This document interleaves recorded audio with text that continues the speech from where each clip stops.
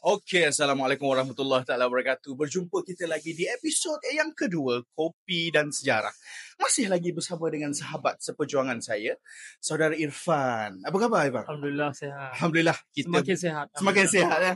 Bulan-bulan puasa ni kan, kita dah berada di hujung-hujung Ramadan ni. Ya. Jadi sebelum kita masuk pada tajuk kita ni, elok rasanya cerita sikit macam mana puasa tahun ni Pak?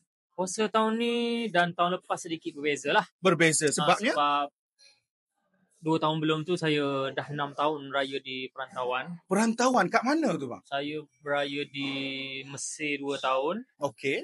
Ramadan 2 kali kat Mesir dan 4 kali lebih kurang lah 4 kali dekat Arab Saudi. Oh.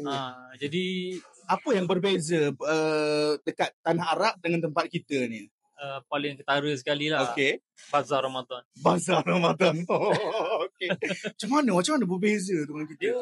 Dia berbeza sebab sana ni pilihan makanan ni tak banyak sangat.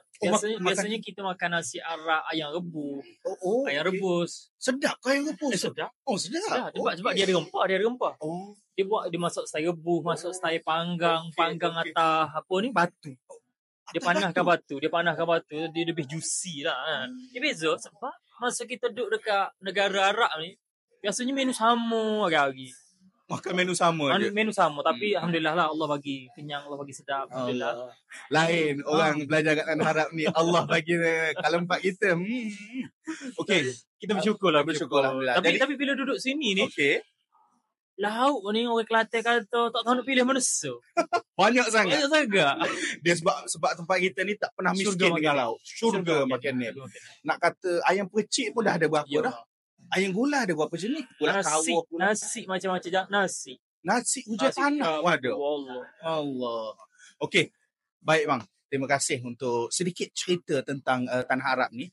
Jadi hari ni kita dah cerita episod lepas berkenaan dengan sahabat agung Rasulullah sallallahu alaihi wasallam iaitu khalifah pertama umat Islam Saidina Abu Bakar As-Siddiq. Okey, kalau episod lepas kita cerita dah berkenaan dengan payudata dan juga kelebihan beliau lah. Jadi episod ni kita nak cerita permulaan kepada pelantikan kekhalifahan Abu Bakar ni. Dia bermula selepas kewafatan Rasulullah sallallahu alaihi wasallam. Berlaku pada tahun ke-11. 11 ya. Berlaku pada tahun ke-11 Hijrah. Baiklah, boleh ceritakan sikit kronologi kewafatan Rasulullah sallallahu alaihi wasallam ni dan juga apa yang orang Madinah ni rasa? Reaksi. Boleh ceritakan sikit bang? Bismillahirrahmanirrahim. Alhamdulillahirabbil alamin wassalatu wassalamu ala asyrafil mursalin wa ala alihi washabihi ajmain amma ba'd. Pertama sekali seperti mana manusia-manusia lain, Nabi sallallahu alaihi wasallam pun juga panggil takdir Allah SWT ataupun sunnatullah tidak terkecuali Nabi sallallahu alaihi wasallam. Maksudnya Allah SWT berfirman kullu nafsin za'iqatul maut. Setiap benda hidup pasti akan merasai mati. Dan itu dalil yang umum. Ada dalil yang lebih khusus. Allah SWT berfirman innaka mayyitun innahum mayyitun. Engkau wahai Muhammad, sesungguhnya engkau wahai Muhammad akan mati. Oh, okey. Wa innahum mayyitun, dan mereka juga akan mati. Maksud mati Nabi ni sallallahu alaihi wasallam wafat lah. Ya.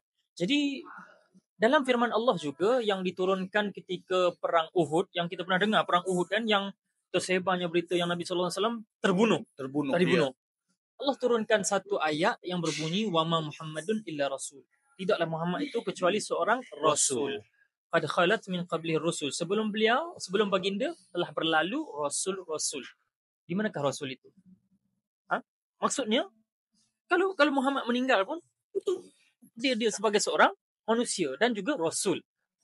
Jadi sebab itulah Nabi sallallahu alaihi wasallam pasti akan merasai mati. Jadi Nabi sallallahu alaihi wasallam pernah bersabda, antara musibah yang paling besar bagi umat ini, apabila seseorang di kalangan kalian yang merasai satu-satu musibah, maka ingatlah dia tentang musibah kehilangan aku. Sesungguhnya itu adalah sebesar-besar musibah. Bagaimana tidak? Para sahabat, apabila mereka, ini ada satu riwayat sejarah mengatakan ketika para sahabat ingin menakluk Parsi, Panglima Parsi menanyakan kepada para sahabat, salah seorang daripada sahabat, apa yang menyebabkan kamu orang ni daripada padang pasir datang ke Parsi untuk menakluk kota kami, untuk menawan Parsi. Maka jawab para sahabat, adakah mereka bertanya pada sahabat, adakah kamu menginginkan harta benda ataupun kekayaan kami boleh bagi? Apa jawab sahabat? Kami adalah kaum Arab yang berpecah belah. Di kalangan kami tak pernah ada nabi. Kami ini pelbagai kejahatan, keruntuhan moral yang kami buat. Bunuh orang, mencuri, menipu. Tapi bila datangnya nabi ini, baginda mengubah segala-galanya. Membawa kepada cahaya. Jadi sebab itulah para sahabat tak boleh terima sebenarnya. Bayangkan kita terpisah dengan seorang emak terpisah dengan seorang anak. Seorang suami terpisah dengan seorang isteri. Rasulullah adalah insan yang para sahabat lebih mencintai daripada diri mereka, anak-anak mereka, ayah mereka, ibu-ibu mereka dan semua manusia. Sayang sangat. Jadi sebab itulah apabila wafatnya baginda sallallahu alaihi wasallam, para sahabat kebanyakannya lah tak boleh terima. Banyakkannya ada kisah yang paling terkenal Saidina Umar tu kan? Saidina Umar yang mana beliau mengatakan bahawa barang siapa mengatakan Rasulullah sallallahu alaihi wasallam wafat, aku akan pisahkan kepala dan badan dia. Betapa sayangnya dia. Kata beliau pula, sesungguhnya Rasulullah tidak wafat. Rasulullah pergi bermunajat, berjumpa dengan Allah SWT seperti mana Nabi Musa pergi bermunajat. Di Bukit Tur Sina. Seperti mana Musa kembali kepada kaum dia, Nabi pun akan kembali. Dan Nabi akan menghukum orang-orang munafik yang mengatakan Nabi telah wafat. Dia panggil orang yang cakap Nabi wafat ni munafik. Sampai tahap tu. Sebab itulah ada seorang sahabat yang ditugaskan untuk pergi jumpa dengan Sayyidina Abu Bakar. Bayangkan Abu Bakar, sepanjang hidup beliau tak pernah berpisah dengan Nabi. Sangat rapat. Sebab itulah Nabi SAW bersabda, kharajtu ana wa Abu Bakrin wa Umar. Aku keluar dan Abu Bakar dan Umar. Maksudnya Nabi sendiri kata, aku, Abu Bakar, Umar keluar. Di mana-mana? Atas Bukit Uhud. Nabi, Abu Bakar, Umar, Uthman. Dalam satu peristiwa yang dekat dengan Masjid Quba tu, ada satu telaga tu. Dekat telaga tu berlaku satu peristiwa Nabi memberikan khabar gembira kepada para sahabat yang datang untuk berjumpa Nabi di tempat itu. Nabi memberikan khabar pada mereka bahawa mereka adalah ahli syurga. Siapa yang datang? Abu Bakar. Yang kedua Umar. Yang ketiga Uthman. Tiga-tiga ni ahli syurga. Ya. Jadi tengok, tak pernah pisah. Tapi bayangkan di akhir hayat Nabi, detik kewafatan Nabi, Abu Bakar tak ada. Jadi Abu Bakar duduk jauh maksudnya. Apabila datangnya seorang sahabat, ni reaksi. Apabila datangnya seorang sahabat mari jumpa dengan Abu Bakar, nak royak kata Rasulullah sallallahu alaihi wasallam wafat, dia datang dengan menangis, dengan sedih. Jadi Abu Bakar tanya, kenapa? Abu Bakar tanya, aku bidha Rasulullah, adakah Rasulullah telah diambil nyawanya? Dia senyap. Sahabat senyap. Dia kata, aku tak berani nak royak kata Nabi telah wafat sebab Umar kata nak pisahkan badan daripada kepala. Tahap tu. Senyap. Dijumpa dengan sedih. Kalau Uthman penerimaan dia tu macam mana? Uthman sendiri, radhiyallahu anhu pernah menceritakan satu ketika setelah Nabi sallallahu alaihi wasallam wafat, satu hari aku duduk dekat satu dinding dekat Madinah ni. Aku duduk atas dinding tu. Kemudian Umar datang, Umar bagi salam. Aku tak perasan Umar bagi salam. Sampai tak perasan? Tak perasan sebab aku terlalu sedih. Aku sedih Anas bin Malik, beliau mengatakan hari Rasulullah sallallahu alaihi wasallam masuk ke kota Madinah, adha'a minha kullu syai'. Hari itu semua benda jadi bercahaya. Sampai ada nasyid yang dibaca Salat al-Badru alaina sampai jadi, sekarang. Anas kata pula hari Rasulullah sallallahu alaihi wasallam wafat, semua benda jadi gelap. Allah. Cukup? Gelap. Sampai tak, ini itu penerimaan. Jadi seperti yang kita tahu kronologinya tu rezeki reaksi. Saya cerita reaksi dulu. Seperti biasa Rasulullah sallallahu alaihi wasallam pun menghadapi sakit dulu. Sakit beberapa hari, lebih kurang 14 hari. 14 hari biasanya dalam kitab-kitab sejarah ni dia ada satu bab khusus, bab Rasulullah sakit. Bab Rasulullah panggil satu bab yang menyatakan bahawa Rasulullah sallallahu alaihi wasallam sakit. Jadi Rasulullah sallallahu alaihi wasallam 14 hari beliau baginda menderita daripada sakitnya beliau panas, demam panas. Dan juga baginda ada menyatakan kepada Aisyah bahawa aku seolah-olah aku ada rasa lagi racun yang aku termakan masa ketika perang Khaybar pada tahun ke-7. Kaki Kaki kambing. kambing. Itu tahun ke-7, ni tahun ke-11. Maknanya masih rasa racun yang Nabi termakan. Jadi Nabi sakit. Lepas tu Nabi wafat hari Isnin. Hari Khamis tu, tak silap saya, hari Khamis tu hari Rabu. Tak silap saya, Khamis lah. Okay. Tu solat terakhir Nabi SAW, solat dengan para sahabat. Jadi imam. Jadi semasa baginda sakit tu siapa yang ganti tu? Ini Nabi SAW ketika Nabi nak keluar untuk solat sebenarnya, tak silap saya masa Nabi keluar solat ngelah tu solat Maghrib, okey. Kalau ada tersilap nanti komen royak deh. Okey. Okey, sebelum tu kita nak clear the air sikit. Kalau ada beberapa certain bahasa yang mungkin lah terkeluar bakpo ke ataupun gapo ke apa ke, kita orang ni orang Kelantan. Jadi terima je lah. Kita tak boleh susuk bang Budu. Tak boleh susuk bang Budu ni. Jadi sayang daripada orang Kelantan. Jadi kalau dah bersemangat cerita ni, keluar lah bahasa kita orang tu. Okay, boleh sambung. Okay. Mana tu sana? Berkenaan keluar menjadi imam Rasulullah. Solat Maghrib. Yalah. Nabi masuk rehat. Okay. Masa Nabi tubik pula. Nabi keluar solat untuk solat Maghrib itu pun sahabat yang gendong Nabi, iaitu Ali bin Abi Talib dan juga Al-Fadlu bin Abbas, dua orang sepupu Nabi radhiyallahu anhum ajma'in. Nabi keluar solat, dan masa solat Isyak, masa Nabi nak keluar tu lah Nabi pengsan sampai 3 kali. Nabi bangun nak solat, bangun jatuh. Nabi bangun pula sekali lagi. Nabi tanya, as-sallan nas, adakah sahabat-sahabat sekalian telah solat? Aisyah kata belum. Mereka menantikan engkau. Nabi bangun pula, Nabi semaya. Sampai kali ketiga lah Nabi kata, muru Abu Bakrin falyusalli bin nas. Subuh Abu Bakar untuk jadi imam. Aisyah enggan. Aisyah enggan. Sebab apa?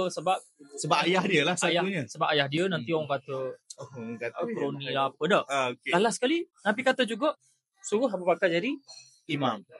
Jadi masa Nabi hidup sini, Nabi telah bagi satu hint bahawa orang yang menggantikan baginda ketika hayat baginda untuk jadi imam ialah Abu Bakar. Apatah lagi setelah kewafatan baginda. Paling layaknya Abu Bakar.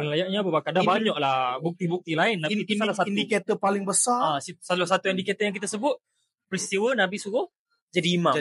Sebab kalau zaman Rasulullah ni, kalau nak jadi pemimpin, dia kena jadi imam. Dia panglima perang. Dan Abu Bakar dilantik oleh Nabi sallallahu alaihi wasallam. Okey, boleh sambung kronologi kewafatan Rasulullah selepas sahabat berjumpa dengan Abu Bakar. Okey, setelah itu Abu Bakar pun jadi imam start daripada hari Khamis, Jumaat, Sabtu, Ahad, Isnin. 4 hari. Sampailah hari Isnin ngelah solat subuh. Masa tu Nabi, sebab kita kena faham, rumah Nabi dengan masjid Nabi ni, Nabi hanya buka tirai rumah Nabi tu, bilik rumah Aisyah tu terus masuk masjid.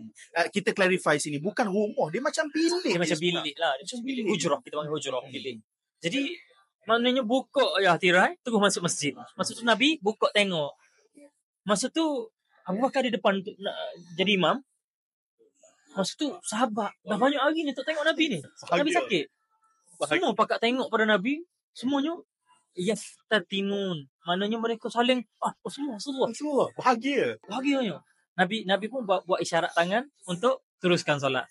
Maka Nabi pun masuk. Itu kali terakhir Nabi tunjuk wajah baginda kepada para sahabat. Jadi setelah solat subuh, Abu Bakar pun mari tengok. Ni harilah ni. Okey. Abu Bakar masuk dalam rumah Nabi, mari tengok bagaimana kamu ya Rasulullah. Jadi Abu Bakar pun yakin bahawa Nabi sihat. Ya. Sebab itulah Abu Bakar keluar. Sebab tu ketika Nabi wafat, Abu Bakar tak ada sekali. Itu sajalah. Dan nak tambah lagi daripada tu, ada satu ungkapan selepas berlaku kekacauan di Madinah. Bukanlah kekacauan, tapi sahabat-sahabat ni dalam keadaan tak tahu nak beri reaksi lagu mana dengan kewafatan Rasulullah ni. Umar dengan cara marah dia, Uthman, sahabat-sahabat akbar termasuk Abu Bakar sendiri, sehingga Abu Bakar masuk dan tengok jenazah Rasulullah. dan keluar. Abu Bakar berpidato mengatakan bahawa kalau pada hari ini, kalau siapa yang menyembah Muhammad, Muhammad telah wafat. Kalau siapa yang menyembah Allah, Allah Maha Hidup. Allah tu maha hidup dan ada. Dan daripada sinilah Umar mula menurunkan kemarahan dia dan mula menyedarkan diri dia bahawa, oh iya, dia mula menerima kenyataan tu. Kita dah cerita hak ni, bagaimana keadaan Abu Bakar, keadaan sahabat, reaksinya. Berlaku satu peristiwa yang boleh dikatakan agak memberi kesan kepada umat Islam, iaitu perjumpaan Aus dan juga Khazraj di Sakifah Bani Sa'idah. Bila Abu Bakar, Osman dengan Abu Ubaidah Al-Jarrah dengar je benda ni, terus dia pergi ke Abu Bakar, Umar, Abu Ubaidah pergi ke Sakifah Bani Sa'idah. Boleh ceritakan sikit politik yang berlaku sebelum pelantikan Abu Bakar? Silakan. Tentang tajuk ni, besar tak besar tajuk ni, dia ada satu kajian khusus yang saya pernah ingat. Masa saya pergi di pesta buku di Madinah, masa saya duduk Madinah dulu, ada satu buku saya terjumpa ni. Nama buku tu Ayyam As-Saqifah. Hari Sakif. Hari Saqifah. Maksudnya beliau tu tajuk besar, bawah tu tajuk kecilnya peristiwa yang menyelamatkan umat Islam daripada perpecahan. Siapa level tu? Yo, buat buku. Satu buku yang tebal tu. Jadi buku tu nak cerita secara mendalamnya bagaimana kesan kepada peristiwa As-Saqifah tu, Saqifah Bani Sa'idah tu. Saqifah Bani Sa'idah nama tempat takut orang salah faham.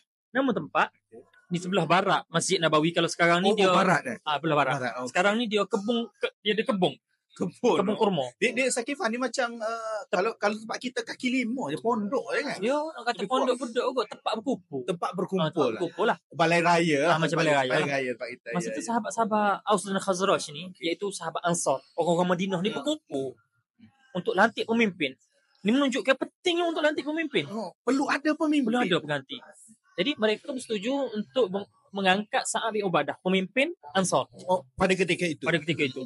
Jadi apabila Abu Bakar, Umar dan juga Abu Ubaidah Al-Jarrah dengar berita tentang peristiwa Saqifah ni, mereka terus bergegas pergi ke Saqifah tadi. Maka jadilah beberapa hujah, iaitu Abu Bakar lah orang pertama bercakap. Abu Bakar ni betapa rendah dirinya dia, walaupun dia ni sepanjang hidupnya memang layak lah untuk ganti Nabi-nya, tapi tak berlaku dalam peristiwa sahabat ni, aku nak lantik dia.